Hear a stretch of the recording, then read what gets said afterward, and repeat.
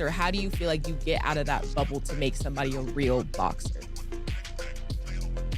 I mean, what he's doing is, I mean, kind of cool. If he can continue to steal money and they match him the way they match him, I can't knock his hustle.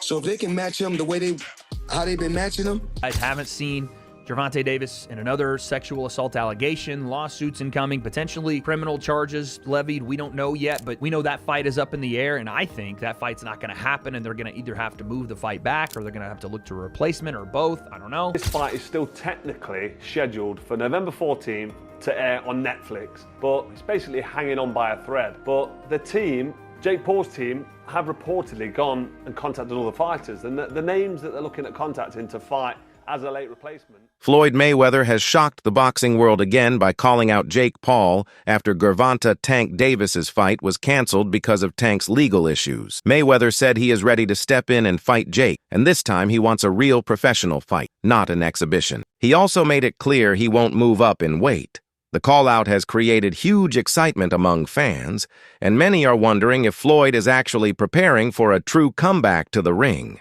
Has died down some, but at the time, people badly wanted you and Jake Paul to fight.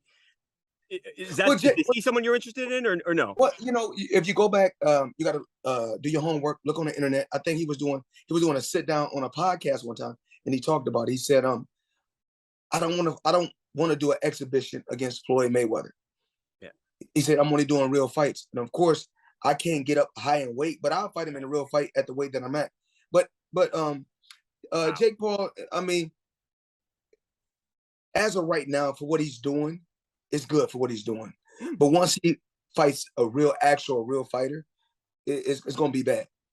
Have you been impressed? But one thing I like about him, one thing I do like about him, he's selling it. He's selling it, and he's making good money. And Because of the lawsuit and the ongoing investigation, Gervonta Davis's exhibition fight with Jake Paul has been canceled. His promoter, Most Valuable Promotions, released a statement saying they are looking into the situation and cannot move forward with the event under these circumstances. The situation, he was supposed to be boxing Gervonta Tank Davis, a man that weighs 133 pounds or 135. Regardless, it's a man that is way smaller than Jake Paul. So that is just ridiculous, and I've given my thoughts on that before anyway. But now it turns out that Gervonta Davis has some allegations about domestic abuse. I don't know too much about the situation, but apparently Netflix have pulled the plug on that fight. It says, here's a tweet I'm reading from Mike Coppinger.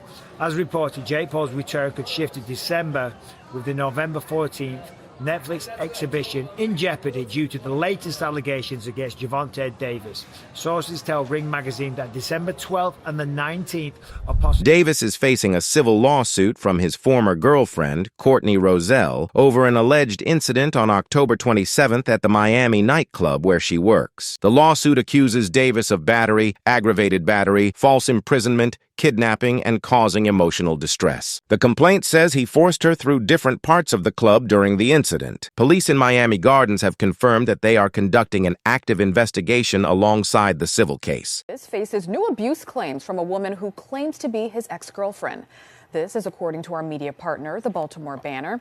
Courtney Russell says she dated Davis for 5 months and recently filed a civil lawsuit accusing him of aggravated battery, false imprisonment, and other offenses. She claims Davis physically attacked her a number of times during their relationship. Russell claims the most recent incident was Monday at a Miami nightclub.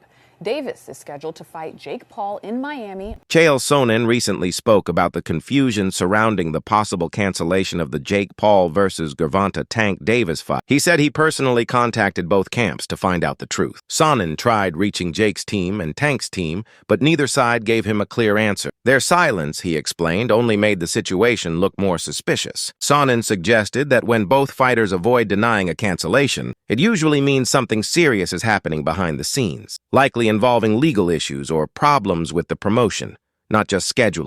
That boxing is a real sport. My skills versus your skills, of which I have an abundance of and of which you have none of. My life's commitment and dedication versus a second or third or fourth not in the world of priority on your list. And I used to believe those things. Now, I go back far enough in MMA that I've had my eyes open a number of times. The fact that karate was so incredibly useless, or the fact that Jeet Kune Do was so incredibly useless, like these were not things that I would have bet on when I was in high school. As a wrestler at that time, I would not have assumed that I would fare well in a fight against somebody that knew Kung Fu. We had all been falsely led through Hollywood. Not through competition, not through sport, not through understanding of the game, but just through Hollywood. We were told that those guys were the most dangerous guys. So, we then eventually get up to Conor McGregor versus Floyd Mayweather, which had a weight discrepancy, but it was very small. I mean, I watched them weigh in. I want to say it was like... With Tank's fight now in danger, Floyd Mayweather has stepped in and called out Jake Paul. Floyd has been very direct about his thoughts on Jake's boxing skills. He says Jake is entertaining and successful in crossover boxing, but he doesn't see him as a real, high-level boxer. Mayweather has even said a fight with Jake would be too easy, showing he believes Jake can't seriously challenge someone of his level. He also made it clear that while Jake has built a big brand, fighting a true world-class boxer would expose the gap in Jake's skill, experience, and technique. But there are many people who believe you're the most talented fighter ever, period. So whatever you say to this question, I think is important.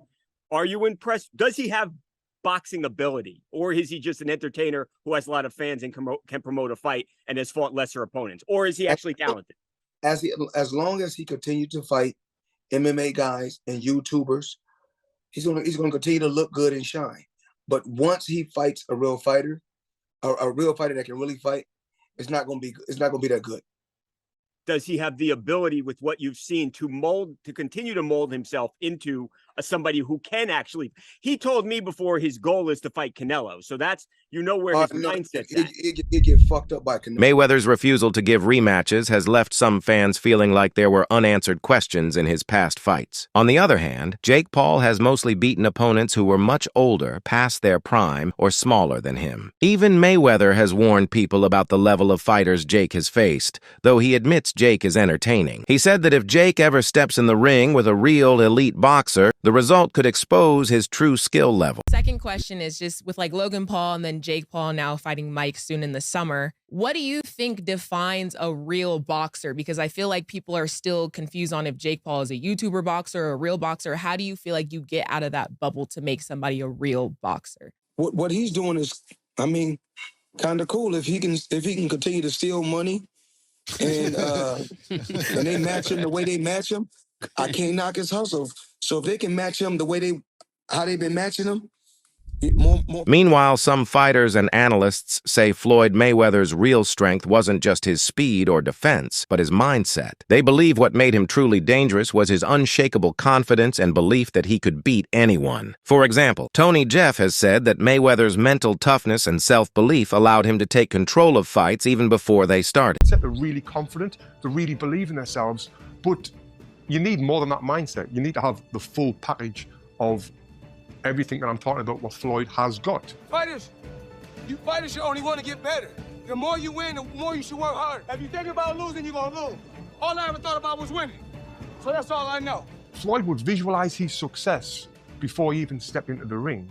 There was no alternative to him but winning. And this mindset isn't just for boxing, it's for all walks of life. And I've actually done a full video talking about how I used this mindset of visualization to win my Olympic medal. And it was an absolute game changer. Now, Floyd used to use this mindset to ease the pressure that he put himself under.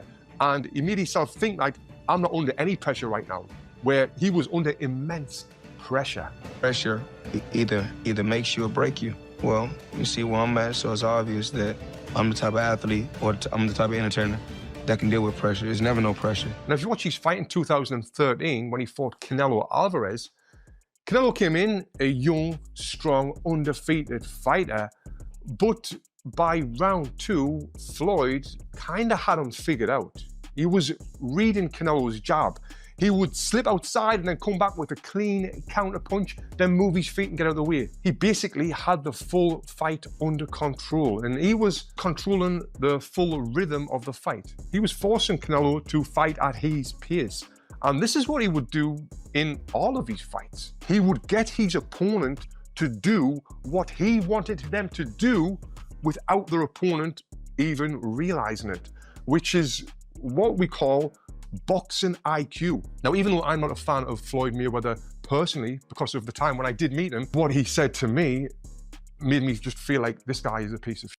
And reports also suggest that Mayweather is now trying to get a fight with Mike Tyson, and some analysts think this is about more than money. They believe Floyd wants to show that he can still dominate the spotlight even in retirement. With all the attention on the Davis versus Jake Paul situation, Mayweather doesn't want anyone, even his own protege, to outshine him. Observers say this is typical Floyd, someone who lives on attention, competition, and legacy. While Gervonta and Jake prepare for their own big event, Floyd's possible fight shows a bigger theme: boxing legends fighting to stay relevant in a fast-changing. That there's so many celebrities and so many people that are known where you can get somebody and they can sell tickets to events. That's what kicked off the social media influence boxing that Jake Paul was birthed from. Now we're in a vacuum. And so there's going to be a lot of conversation about that and continuing to do that. In this particular video, though, I want to get into the mind of Floyd Mayweather Jr. and why Floyd Mayweather Jr. would do this. There is the money, but there's also the competitive nature of Floyd Mayweather Jr. and him not wanting to have other people think that they're a bigger star than he is. Floyd Mayweather Jr. has not been able to really launch his star outside of the sport of boxing, so he continues to do exhibitions. Now, what I think is that Floyd Mayweather Jr. is announced it at this point in time with Mike Tyson in order to take advantage of the publicity heading into the Gervonta Davis, Jake Paul fight, which is, I do believe, set for November. So now that they have all the publicity and all that stuff coming out from that, he's going to piggyback on it and then try to have it in the beginning of next year sometime and actually make it a bigger event than Gervonta versus Jake Paul. And it probably will be. And the reason that I say that is because of Mike Tyson. Mike Tyson is bigger than Floyd. Let me say Mike Tyson. I think Mike Tyson's bigger than Floyd Mayweather. I still think his name is bigger than Floyd Mayweather, even though I know Floyd has made more money in the pay-per-views. And I think that had a lot to do with, again, social media area and otherwise. But the combination of Floyd Mayweather Jr. and Mike Tyson and the question about whether... Multiple reports suggest that Jake Paul's team is reaching out to top fighters as potential replacements for Gervonta Davis, whose upcoming fight is now in serious doubt due to legal issues. Among the names mentioned is Terrence Crawford, which would be a major shakeup given his elite status. Nothing has been officially confirmed, and Crawford hasn't agreed to anything yet. Talks are still early and speculative, but the rumors alone have created huge buzz, with fans wondering if Jake Paul is now aiming for a more credible and high-level opponent.